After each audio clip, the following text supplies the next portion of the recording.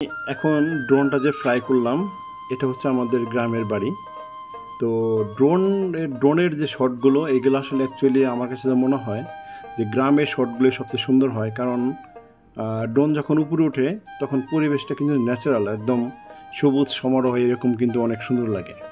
তো আর আমি আজকে ড্রোনটা ফ্লাই করলাম হচ্ছে, আজকে কিন্তু একটু মেঘলা মেঘলা, আকাশটা একটু মেঘলা।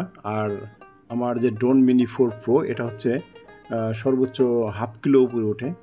হাফ কিলো ওঠার পরে এই বৃষ্টি বৃষ্টি ছাড়া কিন্তু এই যে যে মেঘগুলো, এইগুলা কিন্তু আসলে পাওয়া যায় না। সো আমি এখন যে লেভেল আসি, এটা কিন্তু প্রায় হাফ কিলোর মতো উপরে। এই লেভেল আসার পরে কিন্তু আমি মেঘটাকে পাইছি। আর এখন যে মেঘটা আছে এটা কিন্তু প্রচণ্ড গাঢ়, অর্থাৎ আমার ড্রোন কিন্তু এখন ওয়ার্নিং দিচ্ছে যে খুব রিস্ক অবস্থা আছে। আর হচ্ছে আকাশ, আপনি মেঘের উপরে যে আকাশটা দেখা যায়, এর উপরে আর এক স্টেপ আছে মেঘের, যেটা হচ্ছে অনেকটা ভারী ভারী স্টেপ আর কি। আর এখন যে লেভেলটা আমি আছি, এই লেভেলটা হচ্ছে একটু হালকা টাইপের, অর্থাৎ একটু কুয়াশা কুয়াশা টাইপের। অর্থাৎ আসলে কিছুই বোঝার উপায় নাই এখন আমি কোথায় আছি। কিন্তু আমি যখন ড্রোনটাকে নিচে দিলাম, তাহলে দেখা যাচ্ছে যে মেঘগুলো চলে যাচ্ছে এবং নিচের যে আমাদের যে সবুজ গাছপালা, নদী, এটা কিন্তু হচ্ছে নদী, এটা কিন্তু ইছামতি নদী, ঠিক আছে। এটা আর ওই এই হচ্ছে আমাদের এলাকাটা। তো এই আমার মনে হয় যে ড্রোন কেনার পরে আমি যতগুলো শট নিচ্ছি বা যতগুলোই ভিডিও আমি করি না কেন, আমার কাছে সবচেয়ে বেশি যে ভালো লাগে সেটা হচ্ছে এই মেঘের ভিডিও করা। আমি মেঘের উপরে ড্রোন নিলে আমার কাছে খুব কেন জানি খুব ভালো লাগে। এটা আসলে আমার পার্সোনাল এক্সপিরিয়েন্স, আমার কাছে খুবই ভালো লাগে যে আমি ড্রোন দিয়ে আমি সরাসরি মেঘগুলোকে দেখতে পারতেছি, ফিল করতে পারতেছি যে আসলে ড্রোন যখন ফ্লাই করা হয় তখন কিছু মনে হয় যে আমি আসলে উপরে ফ্লাই করতেছি আর কি। তো আমার কাছে খুবই ভালো লাগে এই মেঘের দৃশ্যগুলো, মেঘের যে এইগুলো দৃশ্যগুলো। তো আমার মনে হয় আমার মতো সবারই এই দৃশ্যটা ভালো লাগার কথা। কারণ আমরা মেঘগুলোকে উঠতে দেখি, বাট আমরা কিন্তু আসলে মেঘগুলোকে কাছে দিয়ে দেখতে পারি না। কিন্তু একমাত্র ড্রোন দিয়ে আমরা কিন্তু ইজিলি আমরা এইগুলো দেখতে পারতেছি। অবশ্য যদি ফিল নিতে হয়, তাহলে তো অনেক জায়গায় আমরা বাংলাদেশে কোথাও আছে, সেখানে যেয়ে কিন্তু আমরা সরাসরি মেঘের দেখা পাই, তাই না? দার্জিলিং আছে, আর বিভিন্ন জায়গায় আছে।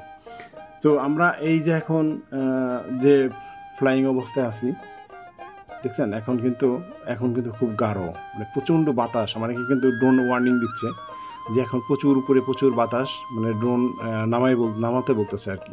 কারণ এত বাতাসে আমার ড্রোনটা হচ্ছে মিনি সিরিজের, যার জন্য হচ্ছে একটু বাতাস একটু বেশি পাইলে সে আসলে নিজেকে রাখতে পারে না আর কি, বলে যে ওয়ার্নিং দিতে থাকে যে স্ট্রং ওয়াইন্ড।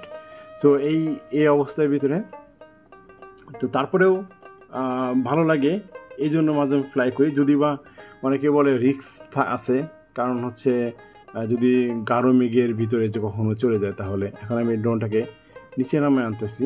আর এটা হচ্ছে আমাদের ইছামতি নদী, অটোমেটিক্যালি সে ড্রোনটা নিচে চলে আসতেছে। নতুন নিচে আসলে কিন্তু আমরা এখন আছি আমি 400 মিটারে, কিন্তু দেখেন এই মেঘ কিন্তু পা নাই, মেঘের কিন্তু মেঘ থেকে নিচে চলে আসছি।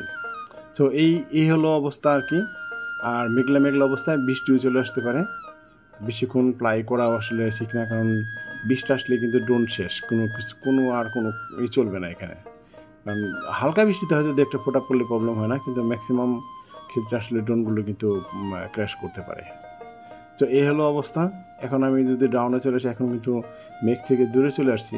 তো এখন তারপরে পরিবেশটা একটু গোলা লাগতেছে, একটু মেঘ আসলে দেখাও যাচ্ছে আসলে এত নিচে চলে আসি, তারপরে কিন্তু কিছু মেঘ কিন্তু আমার ড্রোনের সামনে পাওয়া গেল। তো যাই হোক, আসলে মেঘগুলো আসলে বর্ষার সময়, বৃষ্টির সময় বিশেষ করে খুবই নিচ দিয়ে যায়। আমরা কিন্তু আসলে হয়তো খালি চোখে নিচ থেকে মাটি থেকে আমরা বুঝতে পারি না, কিন্তু উপরে গেলে আসলে বোঝা যায় যে মেঘগুলো কীভাবে যাচ্ছে এবং মেঘগুলো কতটুকু উপর দিয়ে যাচ্ছে। তো এটা আমার অ্যাকচুয়ালি খুবই ভালো লাগে আসলে আমার দেখতে। তো আসলে এই জন্য এই শখ করে ভিডিওটা করা।